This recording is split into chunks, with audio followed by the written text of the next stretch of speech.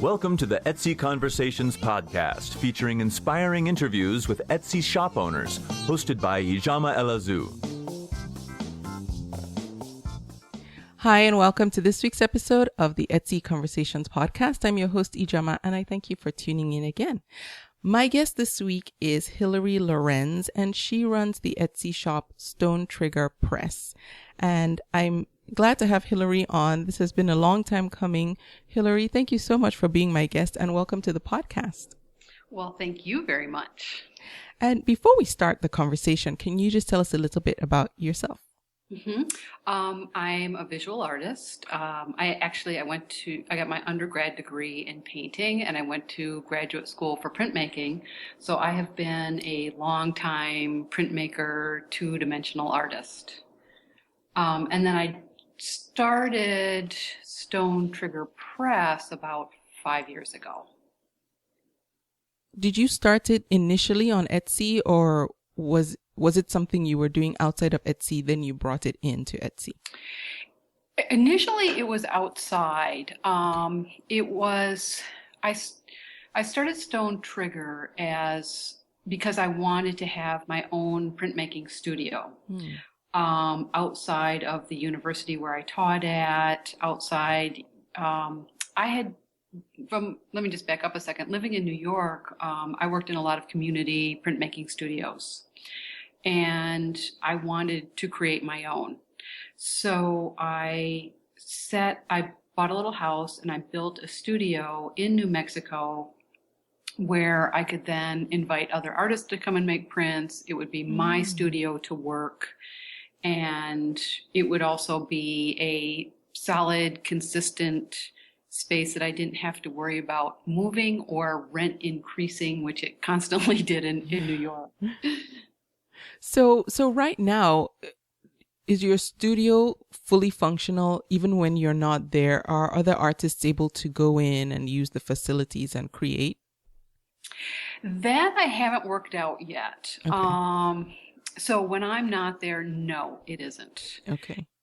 It's something that I'm kind of still trying to figure out, because I think it's also difficult when, at least for me personally, that I build something and then it's all of my tools and all of my money put into it. Mm-hmm. And then to have other people come in and use everything, I kind of need someone in charge in case something happens to a press or equipment goes down. So I'm a little leery about leaving it open until I actually find someone to kind of take care of it when I'm not there. Okay. That makes perfect sense, actually. When you are there, do you is it a space for artists to just come and create, or do you teach classes? What do you do with the space?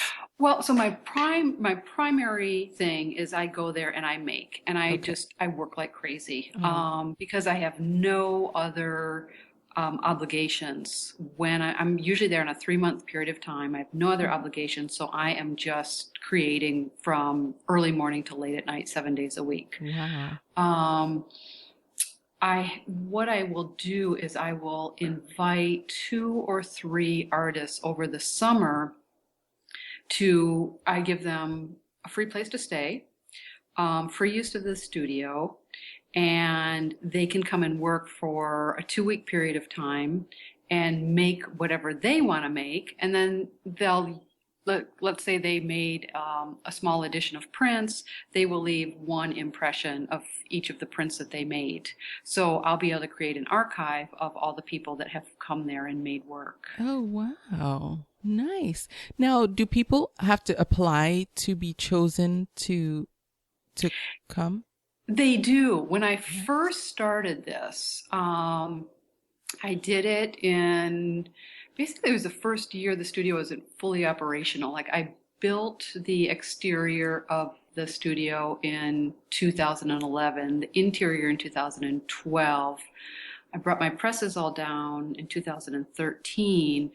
And then what I did, because I didn't know how the space would work with other people working in it, and what other people may need, and I still needed to kind of put things together. So it started out as an application through an organization called Southern Graphics International, which is a huge international society of printmakers. Okay. And people would like help me do some kind of task. I was still building some fences, or I had to finish up tables in the studio, or just to have them come and work. And if while they were working, they thought, oh, you know what, your studio is missing such and such. Together we would build it, and I would fund the building of whatever we needed to make.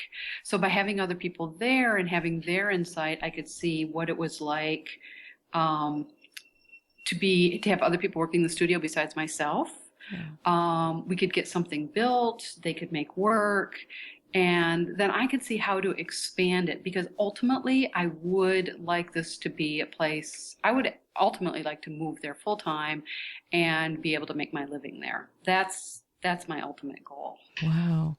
You know, I'm sure there's someone listening there who's so envious of the fact that you have a studio where you have 3 months out of the year where you get to do nothing but create all day, every day. I feel incredibly lucky for it. So would you consider yourself more of a maker or an artist, or something completely different? I consider myself first an artist. Okay. Now let's talk about Etsy. When did you first discover Etsy, and what drew you to the site as a place to come and sell your artwork? I can't remember specifically when I first kind of started shopping or checking out things on Etsy. I made my first store there in 2009. And I would be willing to bet it was probably 2 years prior to that I started, looking at things on Etsy. Yeah. And the first time I made the store, it was just really on a whim. I didn't have any plan. I was making, actually, I started this project where I made these bottle cap dog tags that were like filled with acrylic and glitter and St. Francis. So St. Francis is a patron saint of animals. Okay. And I had originally seen something similar in a shop in New Mexico.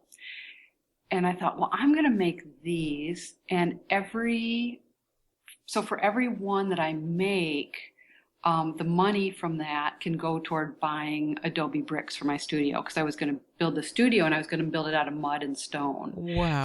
So the type of mud, the bricks that are made from mud are called adobe. Yeah. And so I knew how many bricks I needed. So I thought, well, I'm going to make all of these tags and market it as such as, everybody that buys a tag, that's one brick closer to building my studio. Wow. And so I put those up, but when they sold out of my Etsy shop, I really didn't do any more with the Etsy shop for a few years. Mm. So each dog tag was one brick. Yes. Wow. Did people know, did you make that part of your story when you were selling them, that they were indirectly helping you build your studio? I did. I had that directly on my Etsy site, as well as when anybody would buy one, they would get a little card, basically a business card size, and it would say that on the card. Okay. And I had something to the effect of, building my dream studio one brick at a time, and that this was helping to do that. Oh, nice. Now, do you feel like people caught on to the vision, or do you think most people bought them because they liked and wanted the dog tags?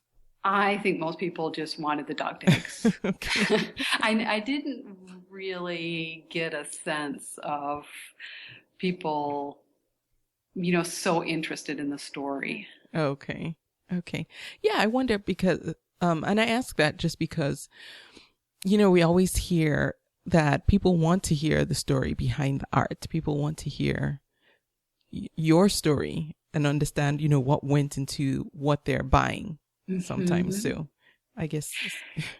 Yeah, I've thought about that actually a lot over the years, in just different projects, different situations. And I usually come back to if it's already someone, it doesn't necessarily have to be a close friend, but just an acquaintance.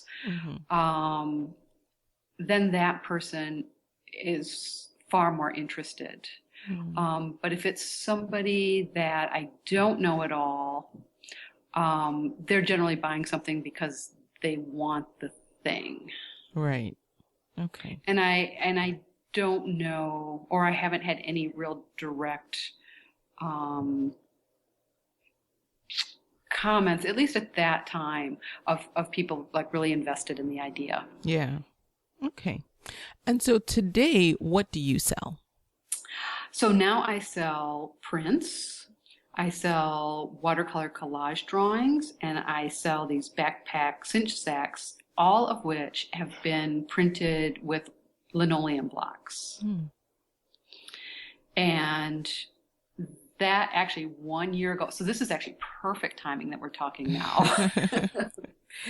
Because 1 year ago on January 1st, I took on a challenge. It was actually through a painting website where it was to make one painting a day. And I thought, I'm going to make one linoleum block print a day. I am going to make an edition of 10. I don't want to make any more than 10 prints. I'm going to renew my Etsy site, set up a blog, put Twitter and Instagram and everything all together. And I'm going to make this into a whole big project. Again, kind of going to that idea of I want to stay out in New Mexico. I want to be self-supporting. Let me see what I could do with this project.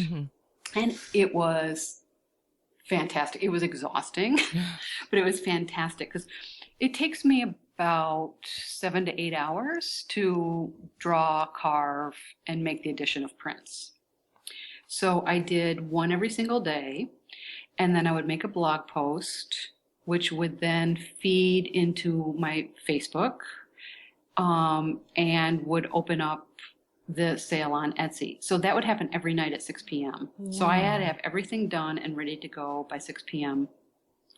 And it instantly created a following, and it was really, really fun, and it was incredibly rewarding because then the prints would quickly sell. I would package them up, the next day and get them out in the mail, and did that for 30 days and created a really nice following who actually people were very engaged and really interested in it. Wow. Okay, I'm glad you brought that up because I was going to ask you about that. Your 30 prints in 30 days. Yes. So it's a lot more intense than what I read into it when you mentioned it in the email to me. So I assumed you were just making one a day and then putting it up for sale, but you had a whole campaign going on. That's correct. So let's talk about that. It sounds like because you were doing so much more than just creating and listing every day, which in and of itself was a lot, because you said it takes you about 7 hours to create each print, each linoleum block. Yes. Okay.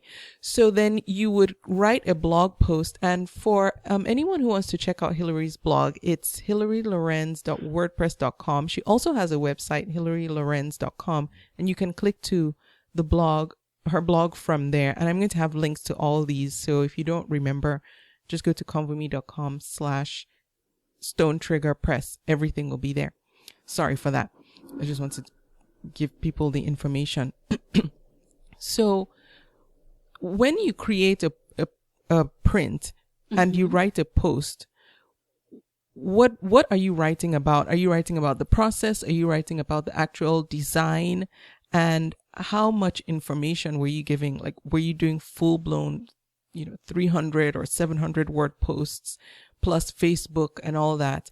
And what do you think drove the most traffic to your Etsy shop and really helped to increase the momentum? Well, the blog post changed over time, and I think one of the most popular ones was it was a linoleum block that I made of my turtle Seymour, and I wrote a whole story about Seymour, about how I ended up with this turtle. Yeah. So I found, and that was, I don't remember how many words, but it was probably 400 words. Okay. Approximately. I would have to go back and look at it, but I would make full blown posts every time. Every print was exactly the same size image, 4x6 on an 8x10 piece of paper. So I would give the specifics of the print, of what the size is, what the color is. I would have photographs of the print, of the process, of when I was working in the studio, either of me carving, me at the printing press, the prints coming off the press. So there would always be at least 3 photographs. But when I would tell a story, those were the most commented on, and I think most popular posts. So I would first write the post, and then I have WordPress hooked up to Facebook. I think most people see it in Facebook. Okay. And then they would click on the Facebook post, which would then take them to Etsy. Oh, okay. That, at a certain point, I realized how it just started to seem almost like there were either too many clicks or too many places, because I thought if I did my blog post and it was connected to Twitter for a little while, it was connected to Tumblr, but most important, if it would go to Facebook and then it would go to Etsy, but people would sometimes click on the Facebook post and then have to go to Etsy, and I think they wanted to just directly go to Etsy. Oh. So when I would look at my traffic, 95% of my traffic comes from Facebook to Etsy. Oh, okay. So then I experimented a little bit with putting I have Etsy also connected to Facebook. So I would have the Etsy connection to Facebook, and then when people would click on that, it seemed to streamline it a little bit. So just getting to the Etsy site and getting to my page, that took a little bit of experimentation to just try to make it a little bit easier and just less that people had to click on. Okay. So is this something you would recommend to someone else to do? Absolutely. Oh. But I would say you really need to, I mean, this was a real extreme budgeting of time.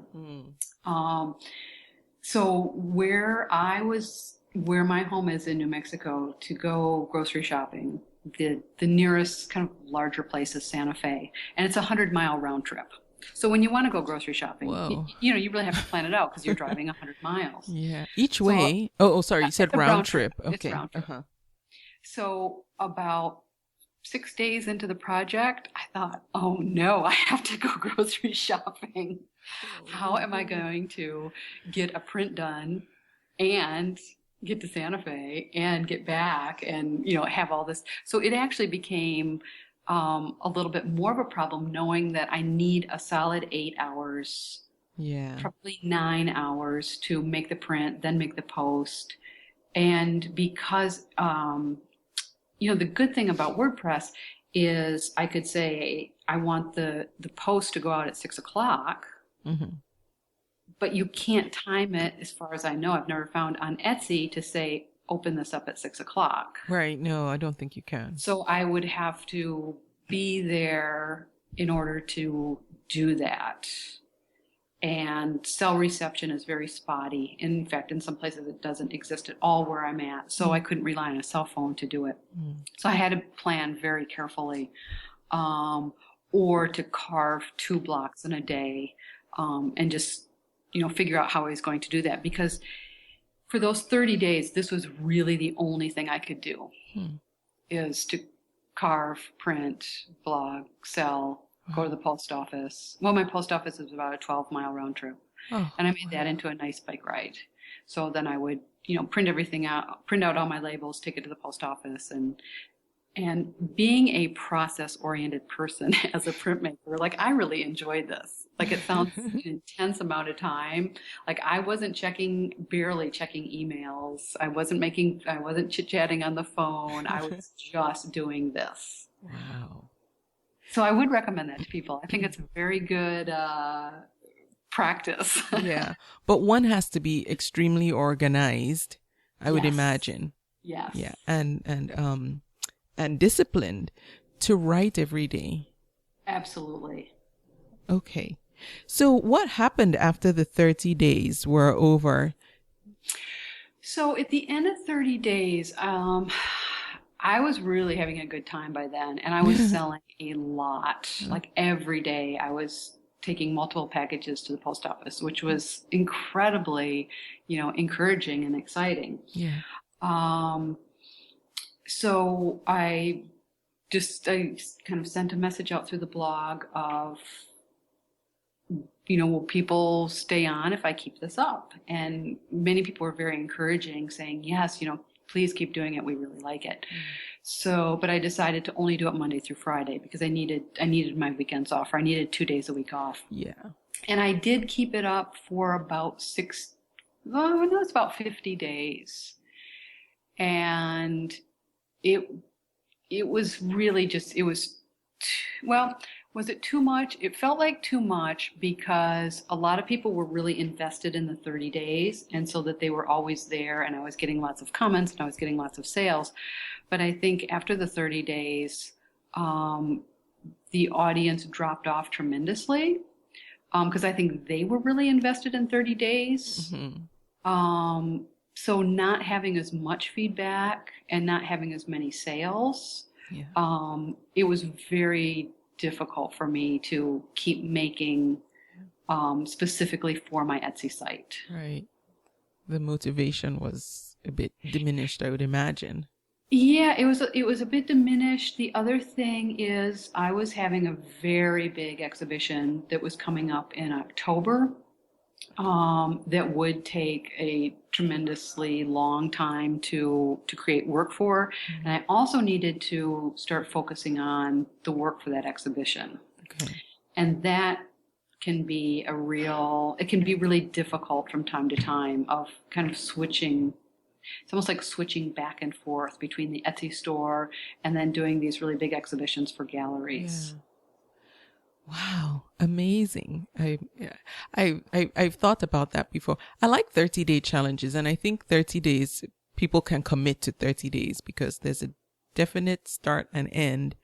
But I always wonder, after the 30 days, depending on the challenge, then what? I've done 30-day blogging challenges and really enjoyed them because they do help to get a lot more engagement, a lot more traffic and all whatnot. And for 30 days, people pay attention. Mm-hmm. And then when the 30 days are over, it's like everyone knows, okay, well, it's over. She's not going to be writing every day anymore. I'm not really going to be checking in anymore, even though it's supposed to, for the blogger or the person on the other end doing the challenge, keep you doing it for the long haul. But sometimes losing that encouragement, I guess, that you get, mm-hmm. or that feedback that you get from other people tempers down one's motivation. At least for me, it does. Mm-hmm. Yeah, I had that very same feeling, and I think what you're saying it brings up really good questions because 30-day challenge is a really fun and exciting thing to do, mm-hmm. and oftentimes it is to create a habit. Yeah. But then what is that habit? What is then the habit? Because most things you can't quite do every day. Yeah. So I don't know, I feel like there's like a little disconnect at the end. It's like, okay, so will my habit just be 5 days a week, or will it be 3 days a week, or what do I move this everyday intensive thing into? And I think that transition can be difficult, yeah. and even kind of confusing. Yeah.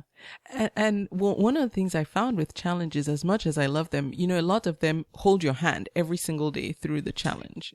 And mm-hmm. there's not just the community, but you get guidance, you get, for me, I find that I start to rely so much on the structure of the challenge. So once the structure leaves, I never really get to form my own structure because I'm following somebody else's. And then once the 30 days is up, I don't have the tools that I should have been, building up myself. And again, it depends on what the challenge is.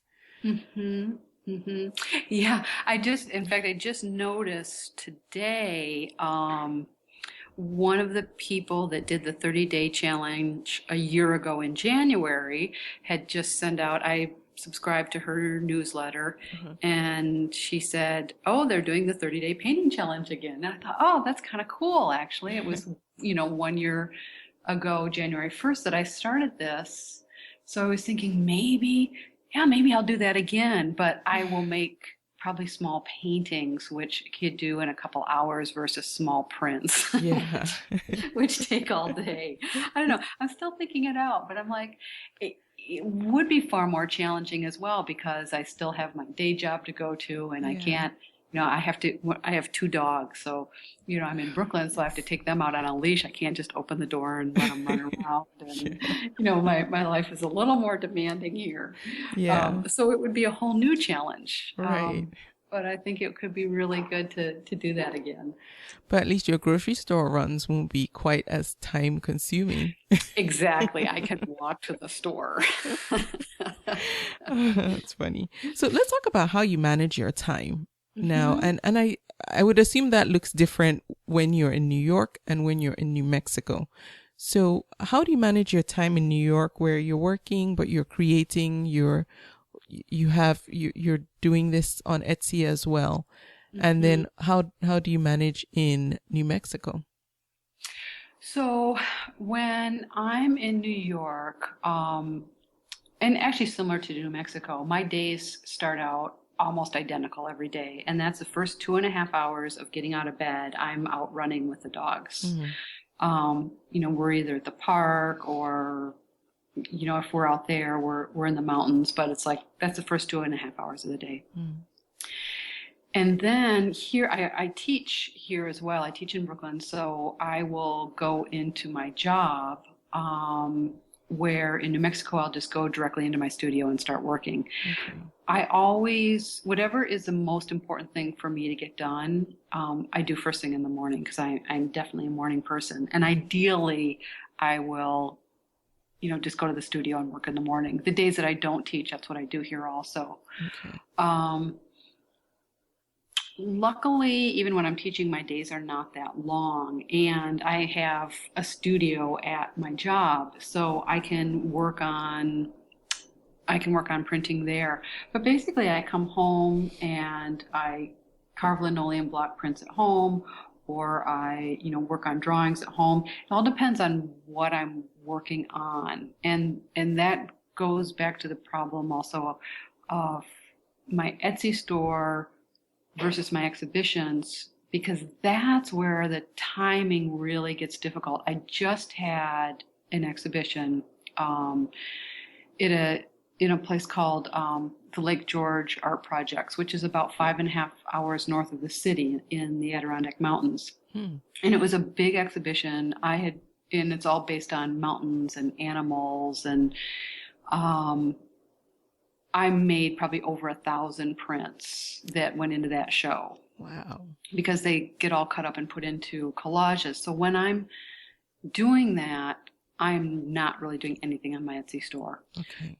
So it ends up languishing a bit. Once the show gets up, I'm worried about promotion. I'm worried about selling things in the show. I'm worried about getting press. So kind of all my energy goes into that. And actually the show just came down last week. So now I'm thinking, okay, I need to get some new things on my Etsy store because more than anything, I like making stuff. So, I have a number of blocks sitting next to me now that I'll start carving these in the next couple weeks, try to make as many prints as I possibly can, to get them back on the Etsy site. So I'll spend January, February really focused on the Etsy site, and trying to get momentum going back into the store again. So I switch back and forth. Right. I don't see, the things that really go well on my Etsy store are prints that are $20. People don't think too much about spending $20. Right. So I specifically make the smaller prints.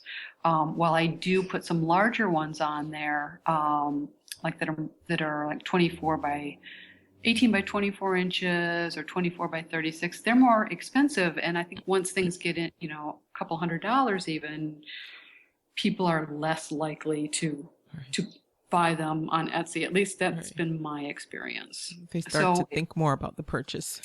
Yeah. So it's almost like I have two very different things going on that I'm not good at doing at the same time. Like I'll kind of spend 1 month doing one thing and then the next month working on the other. Okay. Do you find that helps to fuel your creativity because you're constantly switching between the two, or no? I do. I think, I'm working with similar themes. So even with the big exhibitions, which they all come out of my like hiking and being in the mountains, and all of my 90% of the things on my Etsy store, they're linoleum blocks of different animals. And in fact, at the 30-day challenge, I did all animals. And I would get requests from people. And if they wanted to see a certain animal or insect, bird, I would make that. Okay, wow. So that was also a way of engaging people. And the Etsy store allows me to engage in many more ways than, say, a public exhibition in a gallery would. Okay. Now, I have a question for you, and please don't be offended. Okay, Oh, no. So you said that you do the art exhibits. Mm-hmm. How different is it doing an art exhibit from, say, a vendor fair or a craft fair? I understand that they are different, but how? Yeah. They are, I've actually only done one craft fair. Okay. And it was a blast. Oh my gosh. It was so satisfying. Really? I was very excited about it. And now I'm actually much more interested in doing more of them. It was last July, and I just got really excited about, what tent am I going to get? And I made this huge banner, and it was all about making a display that looked really good. So, I had all these old wine boxes that I had all the prints in, and I had all the backpacks on these tables that had like this dark green burlap, and it just looked fantastic. And over 3 days, I talked to a tremendous number of people. I sold an incredible number of $20 prints. And it was just very, I just loved the interaction and the constant number of people coming through. When I have an exhibition, say at a large gallery, the opening is always the most fun because that's when the most people are there.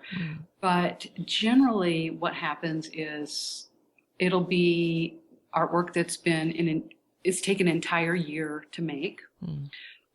So just kind of personally, but like physically, emotionally, you have a lot invested in it because you've been making for this one event for a whole year. And you get the work up and I feel, really excited by how everything looks. You have the opening reception, and then depending on, then it's really up to the gallery dealer. It's like I'm kind of no longer a part of it. It's like it's up to the gallery dealer to make the sales. And when that doesn't happen, it can be, sort of depressing because you can think, wow, that was an entire year's of work. Let's say if artwork was framed, I might have spent $2,000 or $3,000 framing work. And if like no money is made, that it feels, well, it's disappointing. Oftentimes I'll work a bit behind the scenes in trying to contact friends or just acquaintances or people that I know through others who are arts writers or that are newspaper writers to get a review of it. Because ultimately, with the big exhibitions, what I want to have happen is for that to move into another opportunity. Like somebody saw the work and said, oh, we would like you to show at our museum. We would like you to create something for us and then do it through a commission, which is always, which is always really exciting. But when I look at, say, the financial aspect of it, or just even the personal interactions with people, either online then it's like virtual, virtual people. But the craft fair, it can be much more rewarding because I have so much more interaction with people and I can actually make more money selling very inexpensive prints than I can when pieces are $500, $600, $700, $1,000 or more, that might not ever sell. So it's a completely different market, and it's just a completely different set of rules in a way. Right. Do you always have to be present at the gallery? I know for the opening, the artist is usually there, but after the opening night, do you have to be there to constantly explain your art or people? No. Okay. No, not at all. In fact, that is the job of the curator or the gallery director. Okay. For the most part, with the gallery, it's, as a business model, it is the owner of the gallery that is the business person. The artist makes the work and puts it into the gallery, and then it's all up to the gallery director to do all of the promotional work, sales. That's why they take, at least 50% commission. So that's their side of it. Some are really fantastic, and some, while they may be, they may love the work and be really excited about it, they may not be able to sell any of it or even get it written about. So then it's just a little hard because you've spent so much time in making it. Yeah. And really have no control. In some ways I want to say have no control over it. I can write things on my blog about it. I can tell my friends about it. But the really big picture, the gallerist is the connected one who will connect you to the big collectors. Right. And so if at the end of the day it doesn't sell, you take your piece of artwork back home and that's it. Oh, wow. That's it. Okay. Have you ever tried to move a piece that didn't sell in a gallery on Etsy? I have. How did that work? I'm trying to do that now. Oh, okay. Well, the pieces are more expensive. In fact, right now I have some drawings up, some collages that are between $600 and $800. I see those. Yeah. Yeah, they were. Each of those pieces takes me about 2 weeks to make of working on it every single day. Wow. They're also professionally framed, so I pay a framer to frame all my work.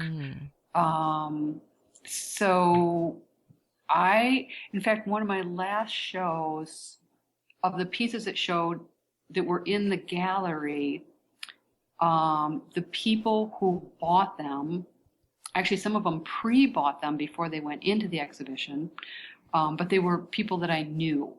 So almost all those pieces that sold were people that I knew, either before the exhibition, during it, or afterwards. There was one piece sold to someone I didn't know who they were. Okay. So I do put them on Etsy.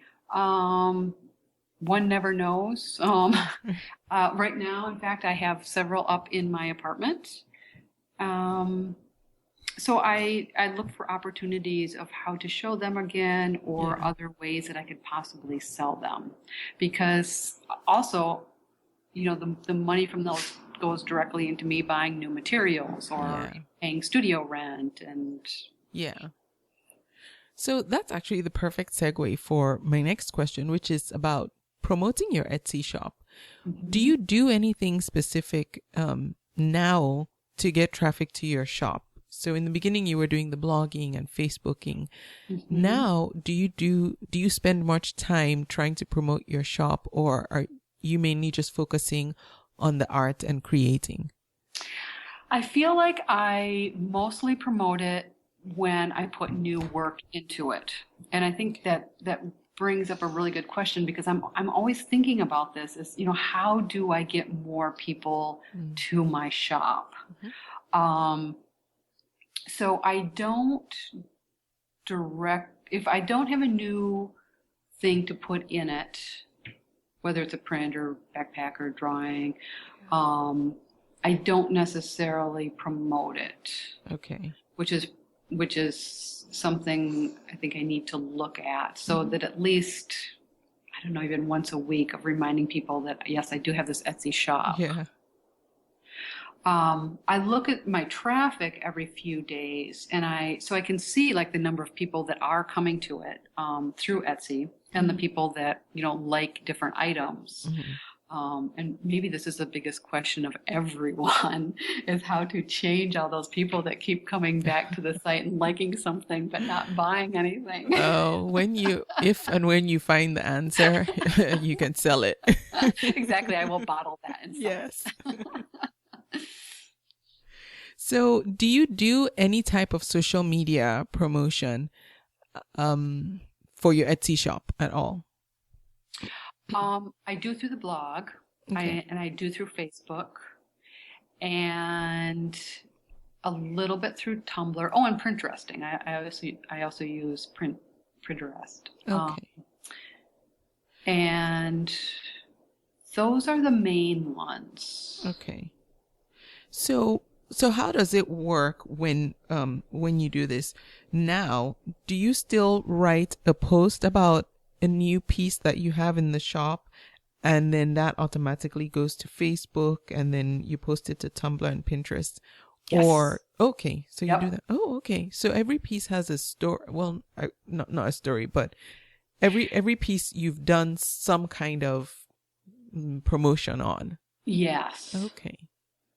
Do you set up recurring promos for your pieces? So like, with blog posts, just posting about them more than once on Facebook, or pinning them to multiple boards on Pinterest? Or do you do a one-time promo for everything and then you move on to the next thing? I generally do a one-time promo and then move on to the next. Okay. Because I'm usually making quite a lot of things. Yeah. So I just get every time I make something new, I get excited about that and move on to the next. Yeah.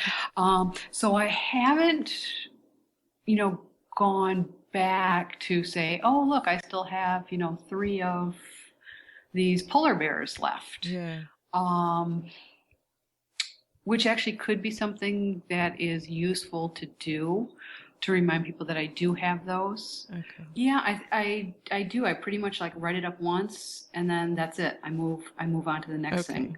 I do, promotion wise, I do make coupons and discounts from time to time. Oh, okay. But I actually found that people don't use them. They will go in and buy something sometimes when I put the coupon up, but then they actually don't use the coupon. I also find it's kind of interesting. Yes, I know the dilemma of coupons. They work for some, and yeah, it's a mystery to me still. So what do you do with HilaryLorenz.com, the website? Is it purely just like your online gallery, or do you sell through that website? I don't sell through the website. And in fact, it is indeed need of an overhaul. So that is just specifically my prints, drawings, installations. I don't sell through that. And, when I made the website, I didn't make it in such a way that it's really easy to update. Mm-hmm. So it languishes a little bit in that I don't have my newest work on it. I do use the homepage as a page to, announce an exhibition that's going up. Okay. But it is separate, and this is actually one of my goals coming for the next month, because I I have my HilaryLorenz.com, and then I actually started the Hilary Lorenz at WordPress because I needed something that I could update and blog to on a regular basis. Right. But I want that to all come together in one site. Yeah. So that I don't have, it's almost like having these separate identities. And it feels like that very much. It's like, Hilary, Stone Trigger Press, who's like selling one thing, and then Hilary, the artist, who's only working with the galleries. And it just feels it feels confusing, and it just feels like things can get lost back. And it's just too many different places, because Right. I also have a very small website for Stone Trigger Press, which I really don't use. Oh, I see. So that one just needs to come down. Oh, I see. Okay. Now, what would you say is a lesson or something you've learned about selling on Etsy that you learned the hard way or weren't anticipating and just kind of stumbled into a lesson? I would say one of the biggest lessons of really making it work is being consistent. Mm-hmm. And to also, I try to keep up with all the people that have bought my work. If I have postcards or something coming out for an exhibition, I will send everyone a postcard. Over the holidays, I actually sent little cards to everyone. But I would say one of the maybe even bigger lessons besides consistency is to make sure and have all of your mailing, your mailers kind of all together.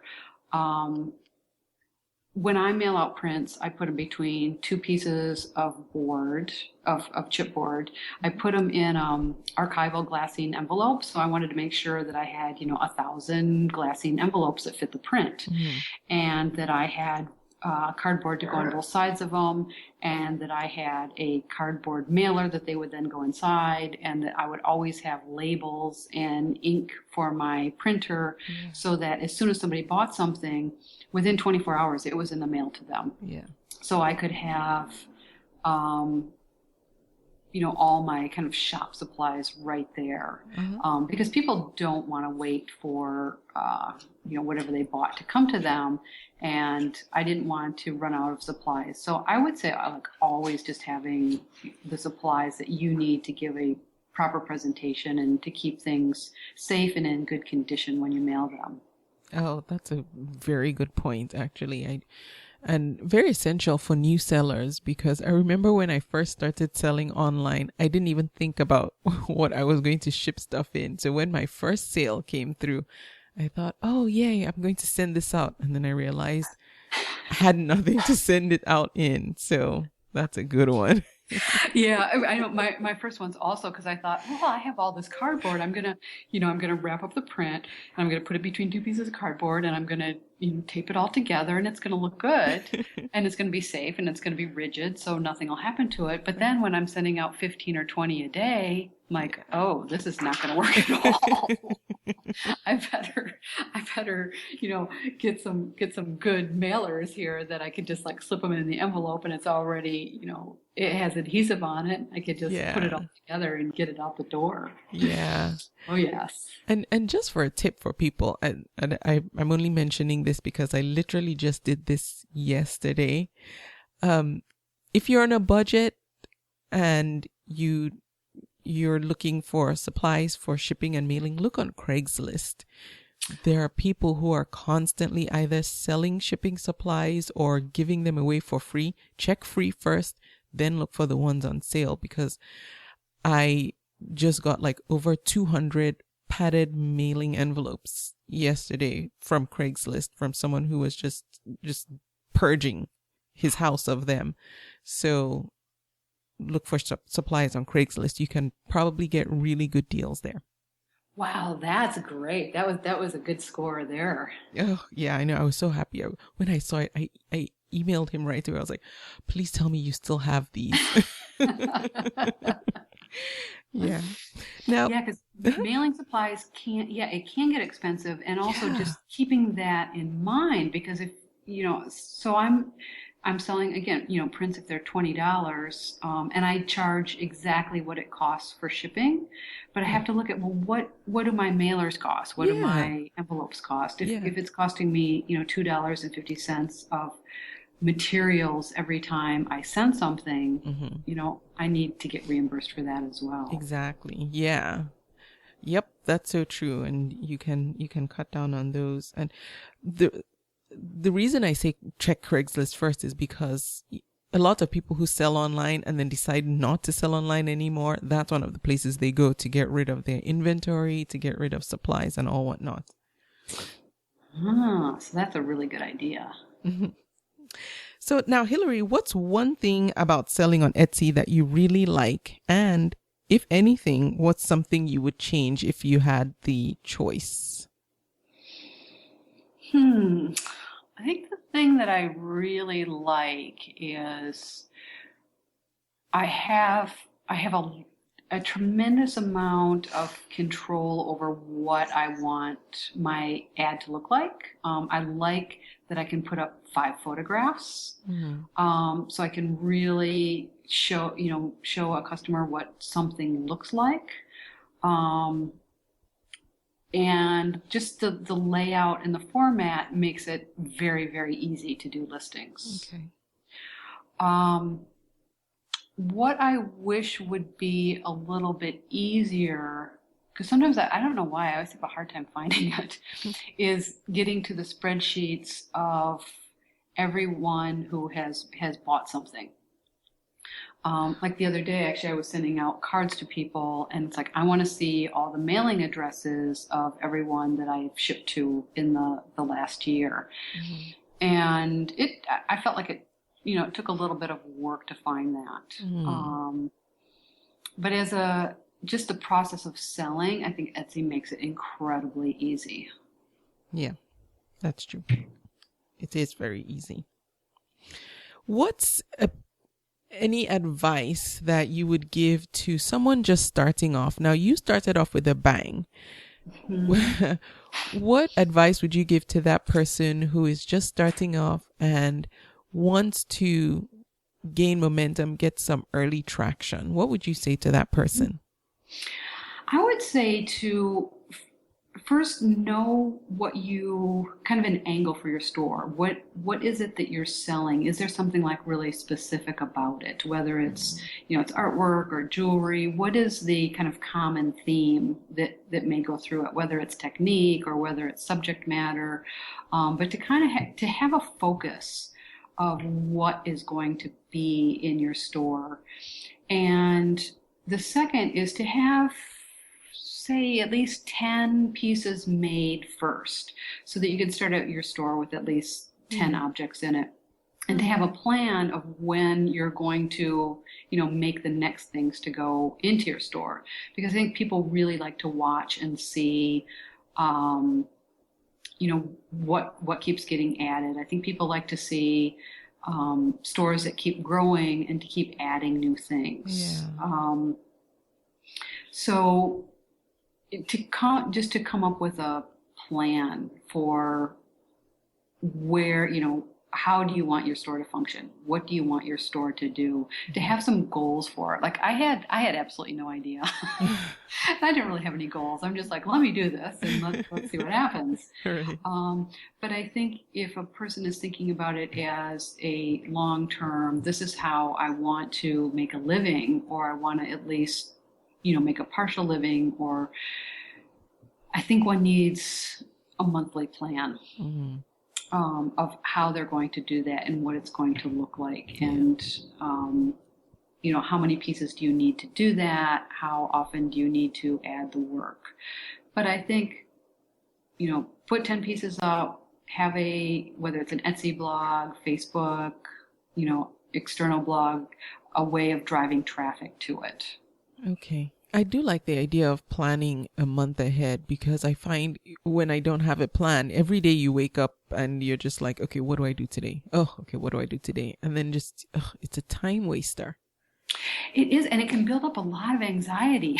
Yeah. Because if you're not, I feel like if I don't know what I'm doing, but I know in 3 months there's something that I'm supposed to have done, I can just get a lot of anxiety as the time goes on. It's like, well, this is ridiculous. Let me just do this now, and then when the 3 months comes along, it'll all be done. It'll be done, right? So I have a little roadmap of what needs to happen on day to day. Yeah. Do you use anything in particular for organizing yourself? Do you just use a notepad? Do you use Google Documents? What do you use? I use a notepad. I like pen and paper. I have tried many times to put things on either my Google Calendar or just my iCalendar, and it doesn't necessarily work. I like to have something sitting right in front of me. Yeah. On paper, because I also really like working with paper, so that I could see it and then I can scratch it off. And one thing that I had actually learned several years ago is, instead of like getting up in the morning and making a checklist of what needs to be done, is doing it the night before.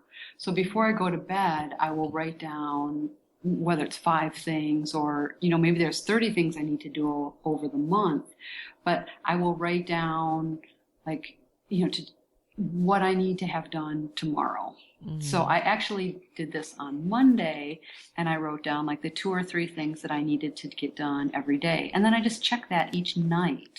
Okay. Because I find when I get up in the morning, I just want to get up and go. Yeah. But at night, I can really think about what truly needs to be done. Yeah. And then I can write it down, and I know immediately what I need to do to make that happen the next day. Are there some days that you don't get to cross everything off your list, and then do you just move them to the next day, or do you move them down into the future so they don't interfere with the next day's goals? No, I just move them to the next day. If there's something that didn't get done, I just think for a minute of why didn't it get done? Maybe I was procrastinating. Maybe I tried to do too much, whatever it may be. And just to kind of identify, why didn't this get done? Just this last week, I had a giant piece that I had to frame. The frame was 40 by 46 inches. And I was kind of dreading it because it was so big. And I knew it was going to be hard to do. And so I really wanted to procrastinate on it. And I wrote it down, and I didn't get it done the day I wanted to, but I then incrementally did things I had to go buy, very big mat board. So it's okay, on Wednesday I'll go buy the mat board. On Thursday I'll cut it. On Friday I'll put the frame together. On Saturday, I'll mount the artwork. So I actually broke it down into days so it didn't seem so daunting and get it done. Yes. So if I can recognize why I didn't do something, then I know, well, I could do this tomorrow, or I might need to break it apart and do it over a couple of days. Okay. Makes sense. Okay. So now I know one of your favorite tools is a notepad and pen. Do you have any other tools or resources that you're using now and really enjoying that you wouldn't mind sharing with us?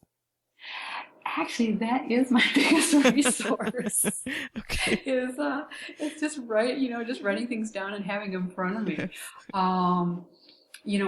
Idea-wise, or just sometimes in planning things or looking at things in the future, I also talk a lot to my friends, because I think that it's really important to have people around you and support around you, because especially with an online store, it's very easy to be completely alone all day and, stay at home or stay in the studio and not have any interaction with other people. But other people, just like we're talking now, can be an incredible source for helping, one another think about different ideas or different ways of doing things. Yeah. So to really reach out to friends or new friends, to just talk about these different things. Yeah, I like that. Community is so helpful.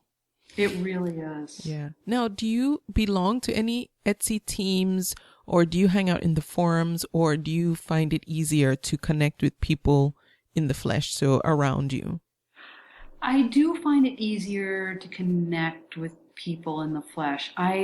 In the past, I had connected with some of the forums, and then I would just find I would like spend too much time online, not really being productive or doing anything. And I think sometimes that is I kind of find it as a problem of internet.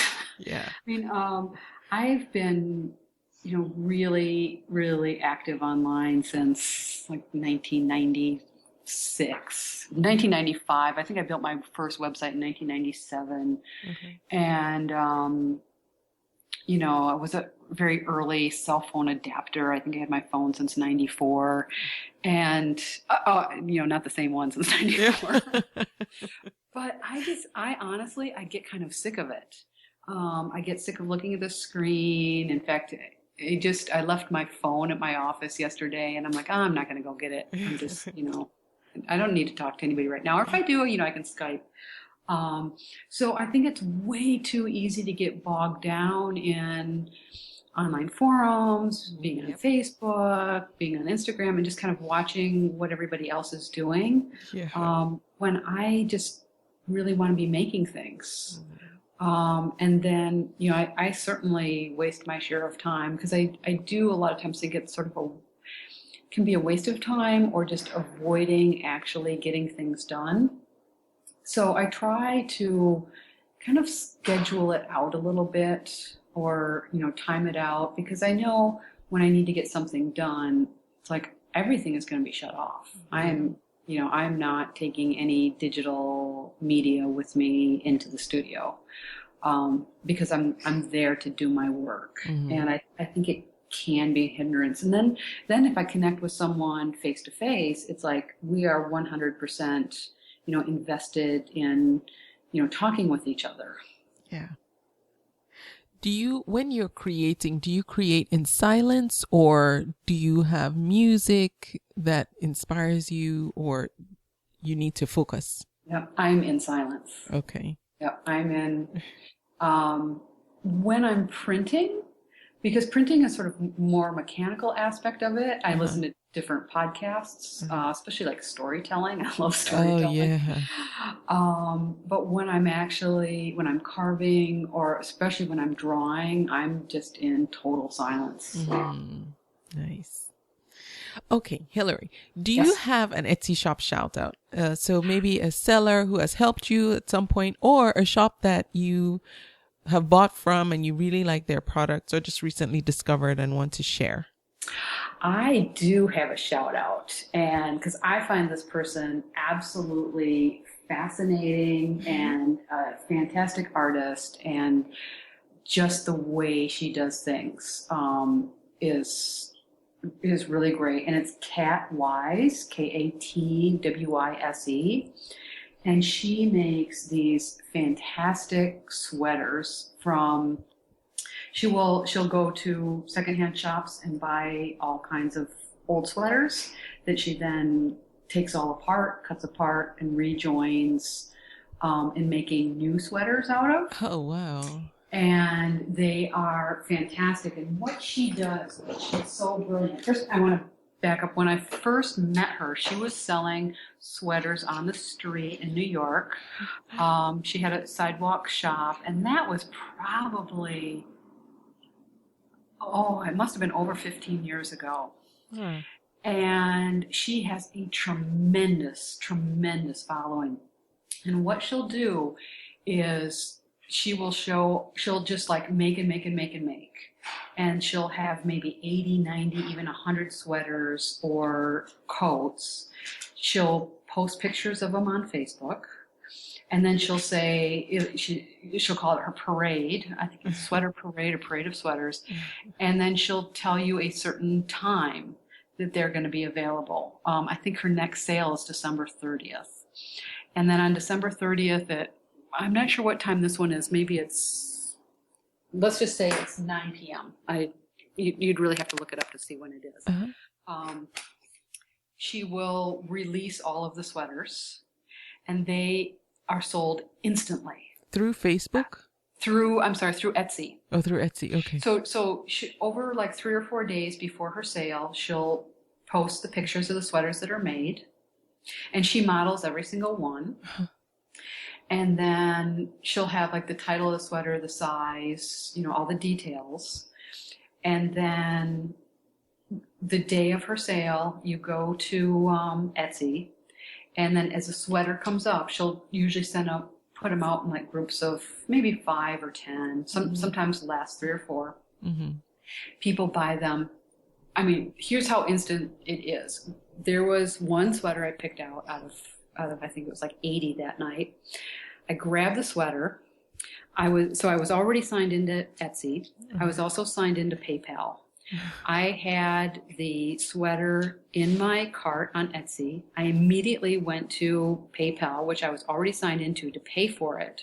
But somebody paid for it faster than me, and they got it. And I didn't get it. And so there's only one of each. There was only one. Oh. So when there's something like I really want, what I'll do, and I over the last probably 2 years, I haven't been able to buy one because somebody gets it faster than I do. Wow. So what I have done is went to the university where I teach, because the connection is really fast. So I'll be signed into Etsy and I'll be signed into PayPal. So with that faster internet connection, I will be able to get the sweater and get it paid for before somebody else pays for it. Wow. And then I'll get it. And she sells out within not even 5 minutes. Her entire store is sold out. Wow. Everything. I mean, it's unbelievable. And then maybe 2 or 3 months later, she'll do this again. So she does it like every few months, and she'll just like make like crazy. And she has such a following. I mean, she has crafted this in such a fantastic way, with so many people following her and so many people wanting her sweaters. And that's the only way at this point to get them anymore. She used to do, you could request custom sweaters. But she doesn't do that anymore. This is the only way she does it. Wow. And it's really awesome. Amazing. That's one strategy. I pulled up her Etsy shop just to take a look, and wow. I'm going to link to her Etsy shop. It's Catwise. And if you're listening to this, you need to take a look at this, because I can't describe what she does. And she has, her website also is really great. She has a Facebook page and a website, and it's all Catwise. And she is definitely my favorite seller. Oh, wow. Wow. I'm going to try to get a sweater tomorrow. Good luck. Let me know if you get it. That's such a brilliant strategy. But I guess once you build up that following and you have your own unique style, her style is extremely unique, but it's not unique that nobody can wear it. It's unique and anybody can wear it because it's a style. Mm-hmm. Then you can have strategies like this where it's like, okay, here's everything, now buy. Yeah, I love that. I would love to do that. That would be an ideal. Wouldn't that be so wonderful? Now, Hilary, what's the best way people can reach you if they want to get in touch? My email is the absolute easiest way, which Okay. is just Hilary@HilaryLorenz.com. Okay. They can also go to my Facebook page. I have 2 different Facebook pages. I have Stone Trigger Press. And then I also have a personal one, which is Hilary Lorenz, but really the business one is Hilary Lorenz Stone Trigger Press. Okay. And everything goes onto that Facebook page. They can contact me through there. They can contact me through my Hilary Lorenz at WordPress. And basically all of those go back. They have the same email. Every single one is Hilary at Hilary Lorenz. Okay. So I will have links to everywhere you can find Hilary and her email address. If you have more questions for her, if there was something in our conversation I didn't get to ask and you want to find out, you'll be able to contact her directly. And I will have all her information in the blog post for this episode at convome.com.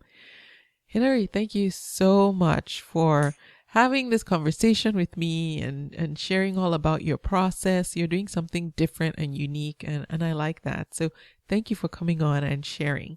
Oh, thank you so much. This was really, really enjoyable. I appreciate it. Oh, you're most welcome. And I thank you for listening to the podcast. I will be back next week. Thank you for listening. You can subscribe to the podcast in iTunes, and while you're there, please leave a review too. Visit convome.com to leave a comment or feedback on this episode.